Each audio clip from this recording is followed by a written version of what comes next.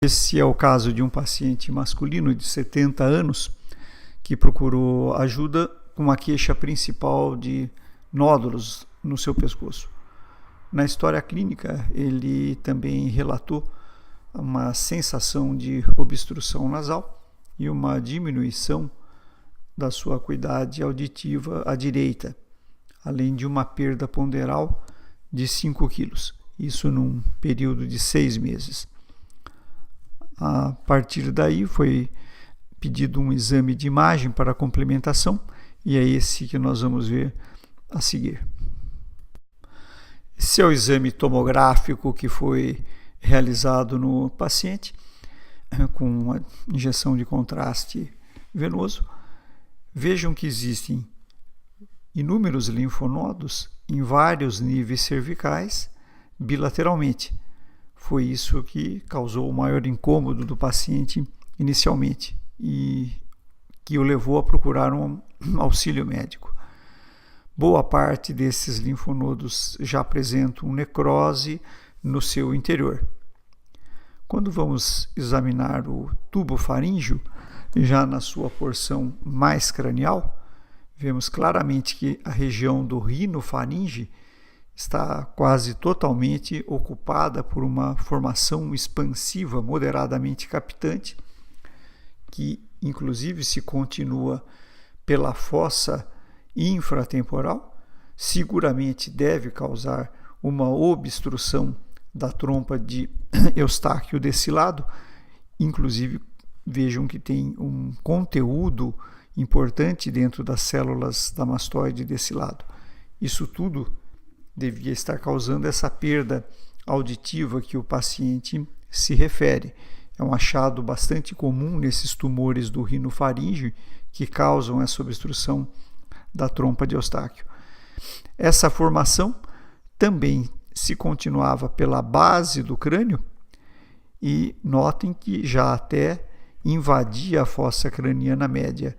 Já temos um alargamento importante do seio cavernoso e, inclusive, todos os sinais aqui de invasão, inclusive do lobo temporal nesse lado direito.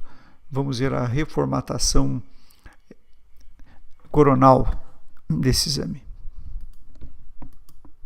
Essa é a reformatação coronal do exame. Vejam a grande quantia de linfonodos que temos bilateralmente, vários deles, como já foi frisado, necróticos, e na região do rinofaringe, uma massa bastante importante que se estendia para sua região mais cranial e, inclusive, invadia a fossa craniana média, já comprometendo o seio cavernoso e seguramente a porção inferior do lobo temporal desse lado direito. Os tumores de rinofaringe, como já foi frisado em outros vídeos, eles têm uma facilidade muito grande para escaparem dos limites do rinofaringe, principalmente através de uma região chamada seio de Morgani, que seria a implantação da fáscia do músculo constritor superior na base do crânio.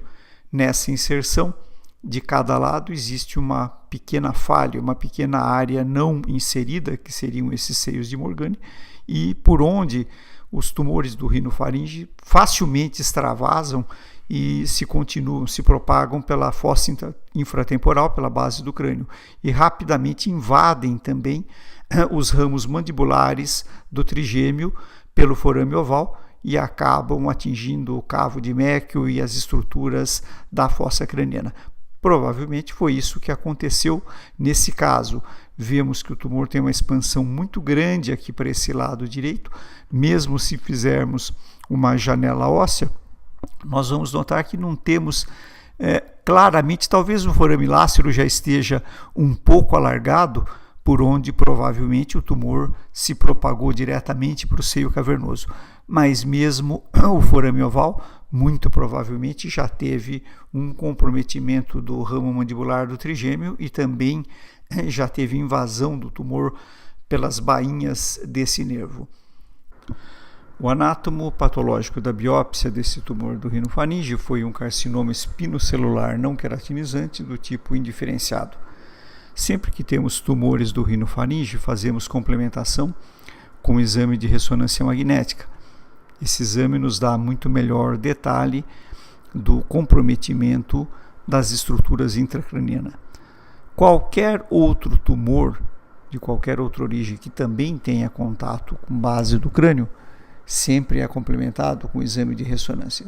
É um método muito sensível e bastante importante do ponto de vista de determinarmos essas invasões ou comprometimentos intracranianos. Esse caso mostrava muito claramente o que já na própria tomo era possível de se ver. Um comprometimento bastante grande do seio cavernoso desse lado direito e de toda a região do cavo de Meckel desse lado direito também. Já com possível e provável invasão das meninges, inclusive do parênquima do lobo temporal adjacente. Essa invasão devia se dar muito provavelmente através do forame lácero e também pelo forame oval através do ramo mandibular do trigêmeo, com isso comprometendo toda essa região intracraniana. O tumor era bastante extenso, ele já mostrava comprometimento do espaço parafaríngeo, comprometimento do músculo pterigóide lateral, mas o mais importante é que já tinha uma invasão do sistema nervoso. Isso já o caracteriza como um tumor T4, essa invasão do sistema nervoso. Esse esquema mostra exatamente o alargamento do forame lácero e toda essa massa tumoral desse tumor indiferenciado, desse SEC indiferenciado do rinofaringe, atravessando esse forame e se propagando claramente para a região do seio cavernoso direito e também para a região do cavo de Meckel desse mesmo lado. Esse outro esquema, mostrando o forame oval, já com aspecto alargado, o SEC indiferenciado abaixo dele, seguramente se infiltrando através da bainha do nervo mandibular, ramo do trigêmeo, e se propagando para a região do cavo de Meckel e também para o seio cavernoso. Por fim, como último elemento a ser analisado, vamos ver a parte N dos linfonodos desse tumor do rinofaringe.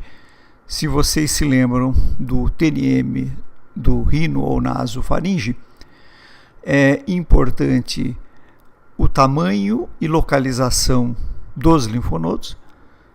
Se eles forem menores do que 6 centímetros, eles são classificados em N1 ou N2, dependendo se estiverem bilaterais ou unilaterais. Se tiverem mais do que 6 centímetros no seu maior tamanho, eles já são classificados como N3. Em qualquer número que seja, pode ter vários linfonodos. Se um deles for maior do que 6 centímetros, a classificação já é N3. E o outro aspecto importante no nasofaringe é a relação desses linfonodos com a borda inferior da cartilagem cricoide.